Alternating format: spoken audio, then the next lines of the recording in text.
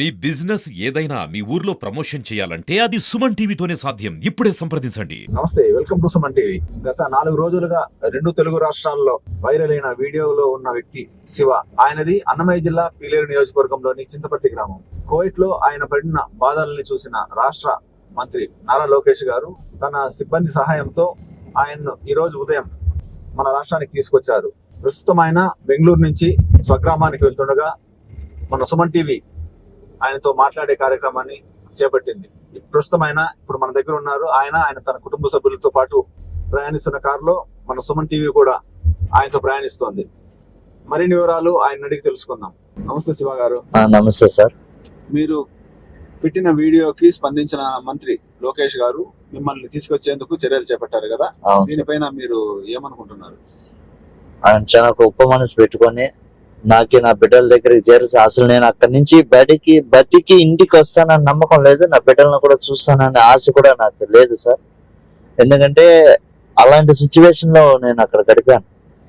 1 నెల 10 రోజులకే నాకు బతుకుతానన్న ఆశ 2 చచ్చిపోయినాయి. ఆ టైంలో ఏదో వీడియో పెడితే అది సోషల్ మీడియాలో ఇలా మీ సుమన్ టీవీ ద్వారా ఇలా గొప్పగా తెలిసి ఆయన లోకేష్ గారు చూసి ఉంచడంతో ఇవాళ నేను నా భార్య బిడ్డగలిగాను.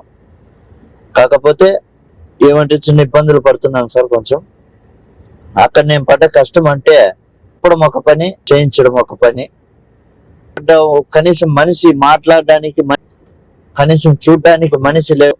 అసలు నువ్వు ఉన్నావా అని అడిగే నాదుడు లేడు. నేను పడ్డ కష్టము చెప్పలేనిది ఎవరు లేనిది. నేను అక్కడ దేశంలో అసలు నన్ను మళ్ళీ నా దేశానికి తీసుకొని వస్తారు, నా భార్య బిడ్డలకు కలుస్తాననే ఆశ అయిపోయింది నాకు. ఆ టైంలో మన లోకేష్ గారు తీసుకొని మనిషి ఇలా అయిపోయాడని చెప్పని ఆయన ఆయన గొప్ప మనసుకి ఆ ధన్యవాదాలు తెలియజేస్తూ నా కుటుంబం తరపున కూడా ధన్యవాదాలు తెలియజేస్తున్నాను. ఈ రోజు ఆయనే లేకపోతే, ఆ ప్రభుత్వమే లేకపోతే మాకు ఈ ఆశ కూడా మాకు లేకుండా పోయేది. మీరు ఇక్కడికి వచ్చిన తర్వాత ఇంకా నెక్స్ట్ ఏం పని చేసుకొని చేయాలనుకుంటున్నారు? ఏ విధంగా బతకాలి? ఇప్పటికైతే నా కాడైతే డబ్బులు లేవు, అప్పులు అయితే ఉన్నాయి. అప్పు చేయాలి. అప్పులు ఇచ్చే వాళ్ళు కూడా లేరు. ఉన్న అప్పులు తీర్చుకోవాలంటే ఇప్పుడు కూలి పని చేసుకోవాలి సార్. నా గవర్నమెంట్ సాయం చేస్తే లేకపోతే ఇల్లు కూడా ఏం సార్. నేను సగం కట్టాను, వాళ్ళ వరకు కట్టాను చేసుకొని, మిగతా అలాగే నిలిచిపోయింది. నా కాడైతే డబ్బు లేదు. కోయేటికి వెళ్ళడానికి ఇలాగా చేసుకొని వెళ్ళాను. ఎన్నో ఆశలతోటి వెళ్ళాను. ఏదో అప్పులు తెంచుకొని పిల్లలకి ఏదైనా భవిష్యత్తు గురించి ఆలోచించుకోవాలని వెళ్ళాను. కానీ అక్కడికి నా పరిస్థితి తారుమారు అయిపోయింది. ఇప్పుడు నా పరిస్థితి ఏమీ లేదు సార్. నా దగ్గర ఏమీ లేదు, బతకడానికి నాకు ఏమీ లేదు. ఏదో గవర్నమెంట్ తరఫున ఏదైనా సాయం చేసినా, ఏదో మన నారా లోకేష్ గారు వాళ్ళు ధర్మాన్ని ఏదైనా సాయం చేస్తే ఏదైనా ఒక వెహికల్ పాడు తీసుకొని దాన్ని నడుపుకుంటూ ఏదో కుటుంబాన్ని పోషించుకోవాలి. ఇప్పుడు మీ పెద్ద పాప 5వ క్లాస్ వరకు చదివి నిలిపేశాను, అప్పులు ఎక్కువైనాయి అని. ఇప్పుడు మీరు వచ్చేసారు కదా, ఇంకైనా పాప నేను స్కూల్లోకి ఏమన్నా జాయిన్ చేసి చదివించగలుగుతారు? ఆ పాప నేను చదువుకోవాలా అంటా ఉంది. చదివిస్తాను సార్, కానీ నాకు చదివించే సొంత శక్తి 2 లేవు సార్. అందుకని అంటే ఇప్పుడు ప్రభుత్వమే ఫ్రీగా చదివిస్తా ఉంది కదా, చదివించేదానికి ఇప్పుడు ఏం డబ్బులు అవసరం లేదు. చదివించే స్కూల్లో ఉంటే అమ్మాయికే గవర్నమెంట్ డబ్బులు ఇస్తా ఉంది. ఇస్తాంది సార్, ఫ్రీగా ఇస్తా ఉన్నారు, బ్యాగులు ఇస్తా ఉన్నారు. కాబట్టి ఆ అమ్మాయిని చదివించాలా అని చెప్పేసి ఆ అమ్మాయి కోరిక, నేను చదువుకుంటాను అంటా ఉంది. చదువుకుంటాను అంటే నేను చదివిస్తాను సార్. కాకపోతే మా ఆర్థిక పరిస్థితులు బాగాలేవు. అమ్మాయికి నోట్స్లు బుక్కులు కొనడానికి, ఇంట్లో జరగడానికి ఇంటికి అద్దె కట్టాలి, చేసిన అప్పులకు వడ్డీలు కట్టాలి. ఇద్దరు రెక్కాడితే గానీ డొక్కాడని పరిస్థితి మాది. ప్రపంచం అంతా చూస్తుంది ఇవాళ నా పరిస్థితి ఎందుకు ఇలాగైంది ఏమని. ఒక కూలి పని చేస్తే గానీ మాకు జరగని పరిస్థితి. మాకు ఏమైనా ఆస్తులు లేవు, పొలాలు లేవు, సొంత ఇల్లు లేదు. ఈ పరిస్థితుల్లో మేము పిల్లలకు చదివించాలన్నా కష్టపడుతున్నాం సార్. వాళ్ళు చదువుకుంటానంటే చదివిస్తాను, కానీ నా ఆర్థిక పరిస్థితులు బాగాలేవు. దానివల్ల మన గవర్నమెంట్ ఏదైనా చర్యలు తీసుకొని మాకు ఏదైనా సాయం చేసిందంటే నా పిల్లల్ని చదివించుకొని ఏదో నేను చల్లగా కొంచెం పైగా బతుకుతాను సార్. శివ గారు, ఇప్పుడు చెప్పండి, ఇప్పుడు మీరు కువైట్కి వెళ్ళారు కదా, దానికోసము అప్పులు చేశాము అంటున్నారు. లోకల్లో గానీ ఏదన్నా ఎవరైనా గానీ పన్ను ఇప్పిస్తామంటే మీరు చేసుకొని స్థిరపడి ఉంటారా? ఉంటాను సార్. నా బిడ్డ కూడా నేను కోయేటికి వెళ్ళి అప్పులు చేసుకొని కోయేటికి వెళ్ళాను. నా పెద్ద కూతురు కూడా అమ్మాయి చదువు నిలిపేసి వాళ్ళ అమ్మతో పాటు పనికి వెళ్తుంది. కూలి పని చేసి అప్పులు కడుతున్నారు. ఎందుకంటే నేను అక్కడికి వెళ్ళి ఏదో సంపాదించి పంపిద్దామని ఎన్నో ఆశలతో వెళ్ళాను, బిడ్డల భవిష్యత్తు బాగుండాలని. కానీ అక్కడ నాకు అనుకోని సంఘటనలు ఎదురయ్యి చాలా ఇబ్బందులు పడి బాధపడి వెనక్కి రావడం అంటే జరిగింది. దానివల్ల నా కూతురు అప్పులు తీర్చాలి చేయాలని చెప్పని వాళ్ళ అమ్మతో పాటు ఇద్దరు కలిసి పనికి వెళ్తున్నారు. ఇప్పుడు మాకు జరగక నేను మా ఆవిడ ఇక పిల్లలు చదివించాలంటే నేను మా ఆవిడ ఇద్దరు కష్టపడాలి, పనికి వెళ్తాము. మా వంతు సాయం మేము చేస్తాము. ఏదో గవర్నమెంట్ కి వాళ్ళ వంతు సాయం ఏదన్నా మా మీద దయ ఉంచి వాళ్ళ వంతు సాయం వాళ్ళు చేస్తే ఏదో మా బిడ్డలకు చదివించుకొని మంచి భవిష్యత్తును వాళ్ళు కలుగజేస్తాము.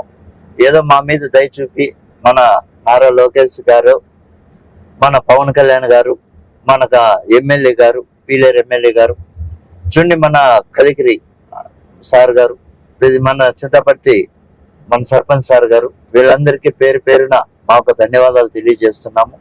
ఎందుకంటే చూడండి వాళ్ళు నేను పడిన కష్టానికి వాళ్ళు చూసి వాళ్ళ మనసు ఫలించిపోయి నన్ను ఇండియాకు పిలిపించారు. ఎందుకంటే నేను బతికి వస్తానని నమ్మకం అయితే లేదు సార్ నాకు. ఎందుకంటే మన గవర్నమెంట్ రావడం వల్ల నన్ను నా భార్య బిడ్డల దగ్గరికి చేర్చింది, సంతోషంగా ఉండాలని చేర్చింది.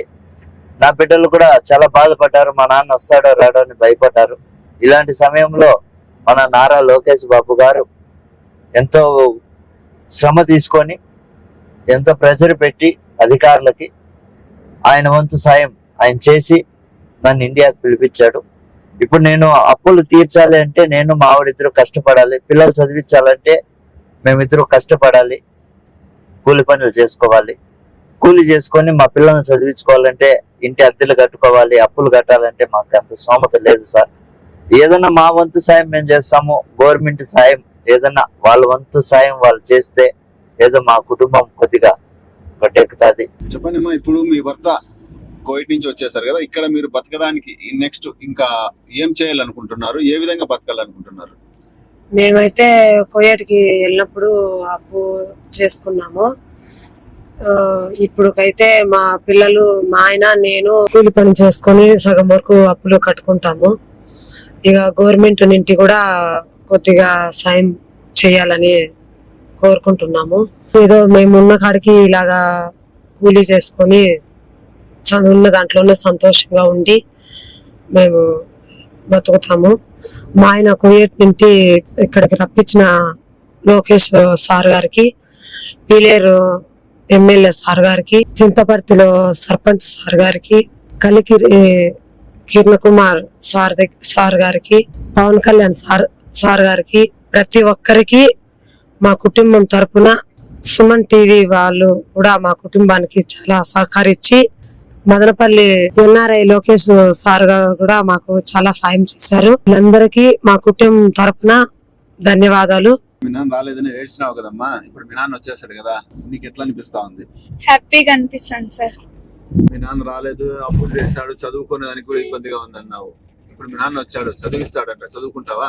చదువుకుంటాను సార్. అమ్మా, ఇప్పుడు మీ నాన్న రాలేదు అంటా ఉన్నారు, 4 రోజుల నుంచి ఏడుస్తున్నారు కదా. ఇప్పుడు మీ నాన్న వచ్చేస్తాడు బెంగళూరు, కోవిడ్ నుంచి, బెంగళూరు నుంచి మీరే తీసుకొస్తా ఉన్నారు. ఏ విధంగా అనుకుంటున్నారు మీరు? సార్ మేము హ్యాపీగా ఉండాలి, మేము చదువుకోవాలని ఉన్నాం సార్. దీనికంతటికీ కారణమైన మన సుమన్ టీవీ వాళ్ళకి మా యొక్క హృదయపూర్వక ధన్యవాదాలు తెలియజేస్తూ, వాళ్ళకు కూడా మా కుటుంబం తరపున అనేక ధన్యవాదాలు తెలియజేస్తున్నాం. ఈ వీడియో వైరల్ చేసిన ప్రతి ఒక్కరికి కూడా పేరు పేరున మా యొక్క ధన్యవాదాలు తెలియజేస్తున్నాం సార్. ఎందుకంటే చూడండి, నేను అక్కడ పడిన బాధ, మీలాంటి వాళ్ళు చేసిన సాయము ఈరోజు నేను ఇక్కడ దాకా ఇంటికి రాగలిగానంటే అది ప్రతి ఒక్కరి శ్రమ ఉంది అందులో. కాబట్టి చూడండి, ప్రతి ఒక్కరు కూడా మా యొక్క ధన్యవాదాలు తెలియజేస్తున్నాం సార్.